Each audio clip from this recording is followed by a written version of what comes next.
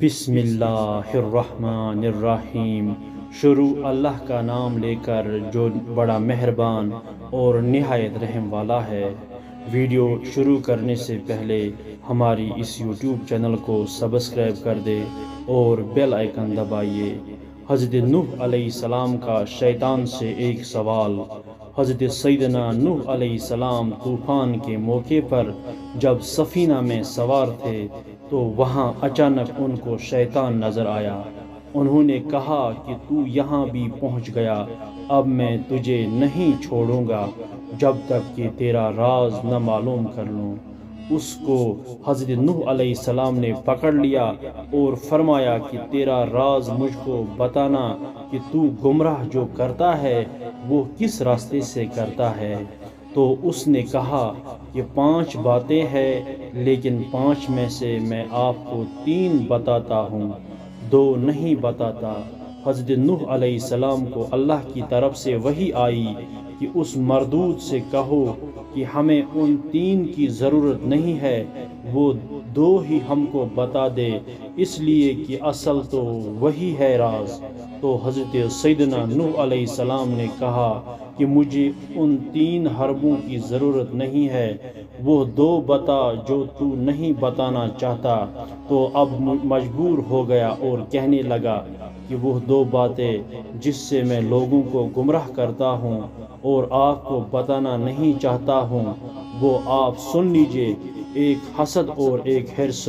پھر شیطان کہنے لگا کہ حسد سے میں گرا اور حرص سے حضرت آدم علیہ السلام گر گئے، اس لیے کہ جب اللہ تعالیٰ نے حضرت آدم علیہ السلام کو بنایا اور ان کو علم عطا فرمایا اور ان کی شان و شوکت کو فرشتوں کے سامنے ظاہر فرمایا تو اللہ تعالیٰ نے فرمایا کہ آدم علیہ السلام کو سجدہ کرو، تو فرشتے تو سجدے میں گر گئے۔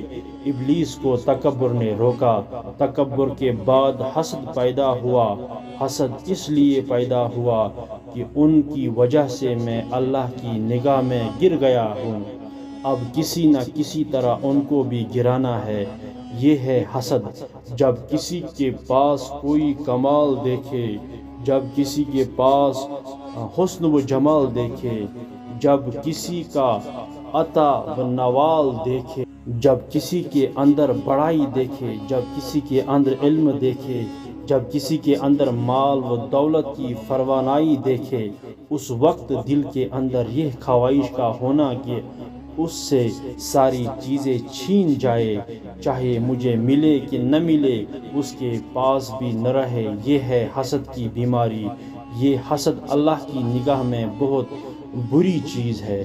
شیطان نے سوچا کہ اللہ نے ان کو اتنا اونچا بنایا ہے، ان کو بھی گراؤں گا، میں جیسے گر گیا اور ان کو بھی گراؤں گا۔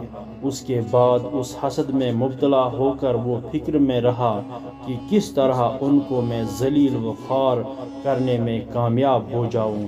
یہ ہے حسد جس کی وجہ سے شیطان گمراہ ہوا اور حضرت آدم علیہ السلام کو جس درخت سے منع کیا گیا تھا جا کر اس کو کھا لیا تھا، اس لیے کہ شیطان نے قسم کھا کھا کر ان سے کہا تھا کہ میں آپ کو اللہ کی قسم دے کر کہتا ہوں کہ اس درخت کو کھانے کا بہت بڑا فائدہ ہے، اور وہ یہ ہے کہ آپ اس کو کھا لیں گے تو کبھی نہیں مریں گے، ہمیشہ زندہ رہیں گے۔ انہوں نے کہا کہ بہت اچھا کھا لیں گے تو حرص میں آ کر کھائیں گے۔ اس کو شیطان نے کہا کہ حسد نے مجھے تباہ کیا اور حرص کی بیماری نے حضرت آدم علیہ السلام کو گرا کر رکھ دیا۔ اللہ تعالی ہمیں اور آپ کو اس بات پر عمل کرنے کی توفیق عطا فرمائے، آمین یا رب العالمین۔ اگر بات پسند آئی تو ہماری اس یوٹیوب چینل کو سبسکرائب کر دے اور ویڈیو کو لائک کر دے اور زیادہ سے زیادہ شیئر کر دے۔ باقی وسلام۔